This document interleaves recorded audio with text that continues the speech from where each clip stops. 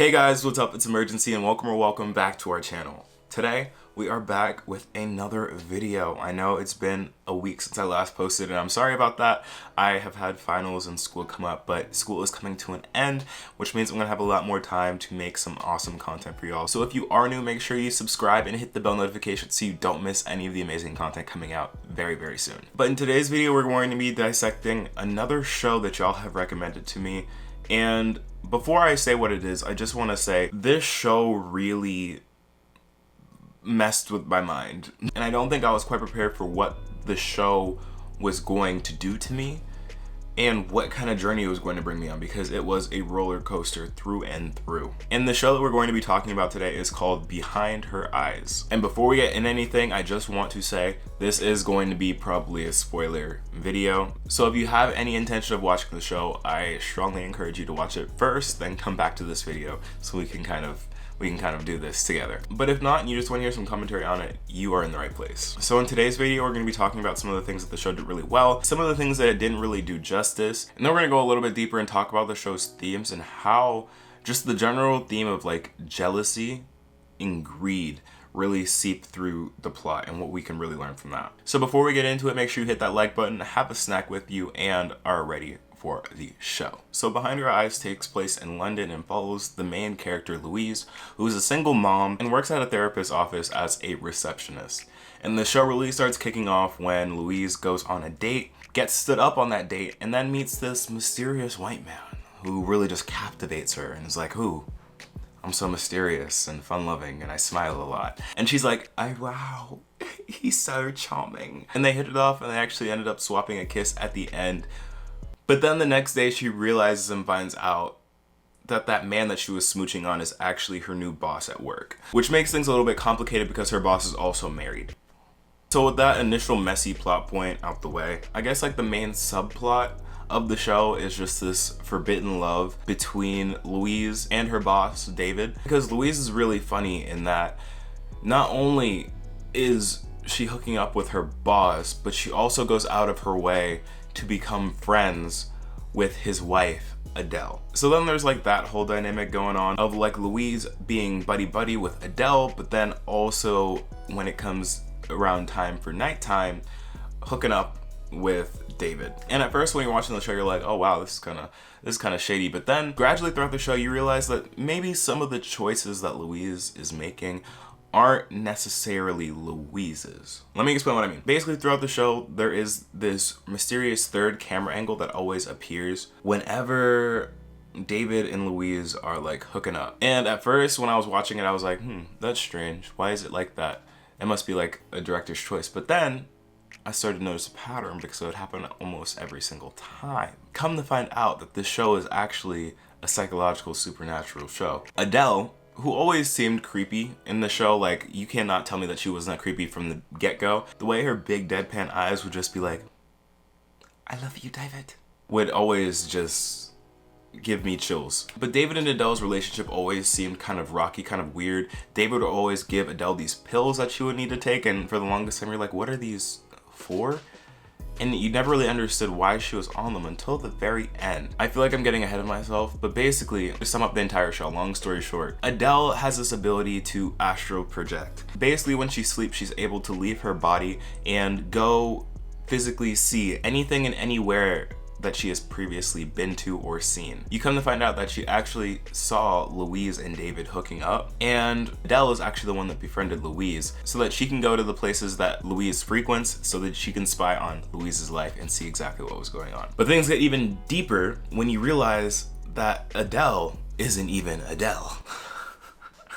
I know how crazy this sounds if you have not seen the show, which is why I recommend so much that you watch it, because I am not doing this justice. Adele has this friend, Rob, who is introduced throughout the story because Adele gives Louise this book of Rob to help with her night terrors. And basically what Adele, or Rob, does, she's teaching Louise how to astral project. And at first, you may be thinking like, why would Louise want to astral project, and why is Adele teaching Louise how to astral project? But this is all part of the main plan. What I mean by Adele is not Adele is that when two people astral project, they can actually switch bodies. So these two people's essence can go and swap into each other's body, and they will inhabit each other's body. Basically what Rob did, Rob is an old friend of Adele. They went to the same like rehab center. Rob was jealous of Adele and David's relationship from the beginning when they were younger. He basically tricked Adele into body swapping, astral projecting together and body swapping, and then he ended up killing Adele in Rob's body because he is in love with David, and he basically was jealous of Adele for what he could never have. So with that said, the show presents you with a pattern of jealous behavior. Anytime that David has eyes for anybody else, Rob goes in and either scares them off or kills them and steals their body, which is what he does at the very end of the show. Big spoiler. But he basically tricks Louise into body swapping with him and ends up killing her with a lethal heroin injection. And that's the Cliff Notes version of the story. With that said, and I'm sure I explained that in one of the most confusing ways possible, let's break that down and really talk about some of the great things of the show, some of the things that weren't so great, and my general commentary over the plot as a whole. So, some good things. I'd say one of the best things about this show is definitely the storytelling and the writing.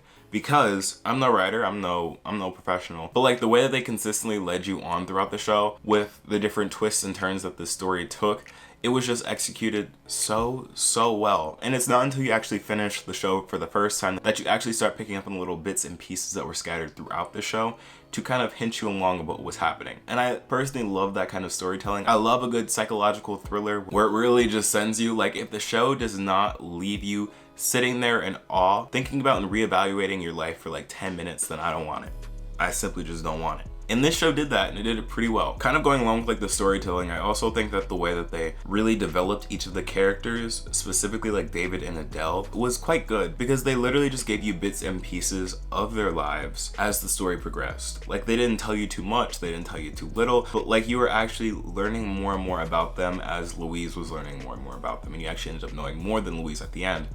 But it was nice to have like that mystery over who they were as people, and to have that mystery slowly be unraveled was chef's kiss. Also a plus is definitely the accents. You know, I love me a little British accent that also happens to turn Australian from every now and again. But like the accents were greatly appreciated because the amount of times they would say, David, David, David. Oh, David. I don't know what it is about British people, but the way they pronounce their D's is T's. But of course, as much as I love to gush about the show, there are a few things where I'm just like, why? Like, first of all, Louise, bestie, come on.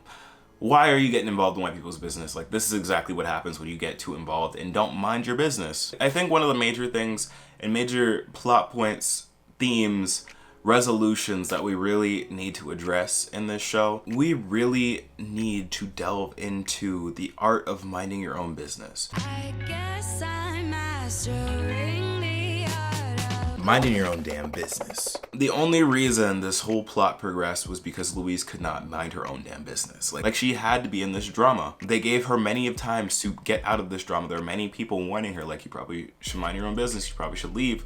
Like her best friend, like she cut off her best friend who consistently warned her, like, you should probably leave this, like you shouldn't do this, like this is not really it for you, like you should just let it go. But Louise just ignored her and then cut her out of her life for not like understanding her and really like appreciating her. Like, girl, she was just trying to help you. Just stay in your own lane and you would have been good. You would have been safe. You could have lived out your life with your son, but instead this random stranger is going to be living in your body. And that kind of brings me to my next thing I kind of want to talk about. While her friend is trying to convince her like not to go off the deep end and follow this relationship, Louise brings up a point that she always feels like she needs to be perfect and that she's never able to mess up, and she's actually choosing this one time. She's cognizant of what she's doing. She's fully aware of what she's doing, but she's choosing to have this be the one time that she messes up. And I feel like that brings up a really great conversation of just like the faults of perfectionism and having to constantly be like on your game and what kind of toll that really takes on someone. So we're going to use Louise as like the main example here. Louise tries to manage being like the perfect single parent, trying to be the perfect like ex-wife, while also trying to be perfect at work, really trying to do her best at work and not trying to mess up at all, along with her just general appearances of just trying to be perfect, trying to make everything work. But it seems like at this point in the story, I'm assuming she's bringing a lot of this trauma along from her past relationship and from her life stresses, but like after a certain point of trying to be perfect, everyone like has their limits. I guess I can understand why she would just want to mess up for once, intentionally. Because to a certain extent, I kind of relate to that, and I feel like a lot of people would relate to that, especially like high schoolers. I guess this might be a reach of like high schoolers who literally did nothing, like always wanted to please their parents, never actually did anything like wild or like what the traditional like high school lifestyle would be. Simply just minded their own business, did their schoolwork, did their extracurriculars, and went on with their life. Didn't really partake in any of like the fun or risky stuff that comes with like being a teenager. But then when these same kids go to college, they're a complete mess and go wild because they're so tired of being perfect. And they feel like they missed out on this like amazing wild experience to like really try and figure out who they are as people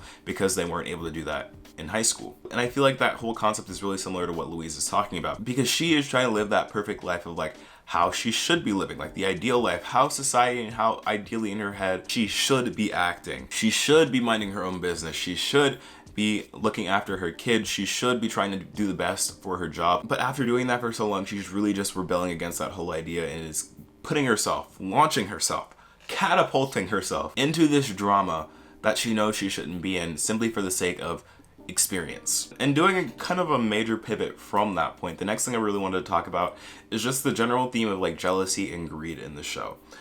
This whole show is based upon jealousy and greed.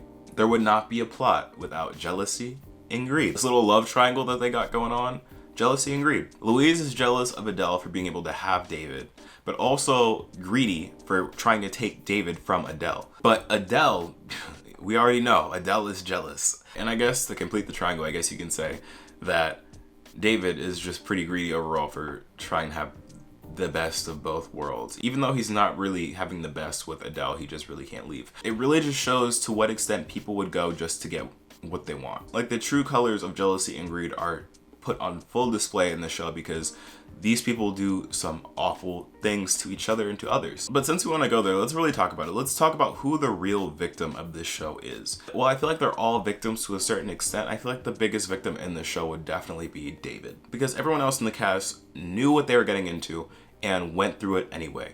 Except for David. They kept saying in the show that David's a practical guy, would never understand the whole concept of astral projection.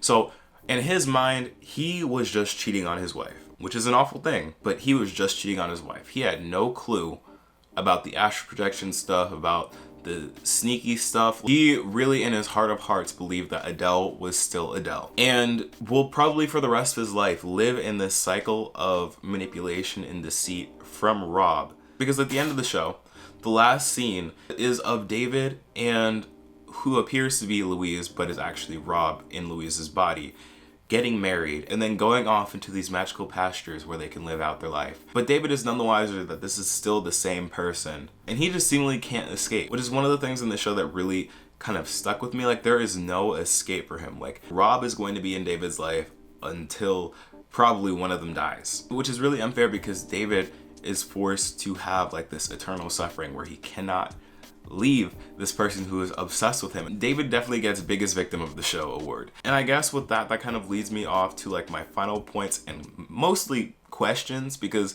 while the show was good, it did leave me like wondering like, what's next? I don't know if the show is slated to have like a season 2, but I think my major question right now is, why did no one try to tell David about astral projection? Like I said before, like their excuse was like, he's just a practical guy, he loves logic, he'd never understand. Like, if you could spell it out and walk him through exactly what's happened. He is like you said, he's a logical guy. He can put the pieces together, which would cause him to be like, oh, maybe this astral projection thing is real, because I'm seeing some signs here that I didn't really add up before, but are adding up now. Like, I feel like someone could have explained that to him and he would have picked it up, he would have got it. But no one did that, which kind of just repeats the cycle. But that's gonna be it for this video, guys. Thank you so much for watching. I hope that you enjoyed this video, and if you did, make sure to leave a thumbs up. And if you are new, then definitely hit that subscribe button, because both those things help out a bunch. Let me know down in the comments below what I should talk about next, whether that be a show or anything else. And also make sure to follow me on all of my socials here at Imurgency. If you want to see more content from me, you can catch me live on Twitch every Monday, Wednesday, and Friday. You can also click the link in my description to join our community Discord, where you can interact with both me and other people in our community. It's a really good time. We just hit 200 members and we are constantly growing, so make sure you don't miss out. Other than that, y'all, thank you so much for watching. I've been Imurgency, and I will see you in the next video. Peace.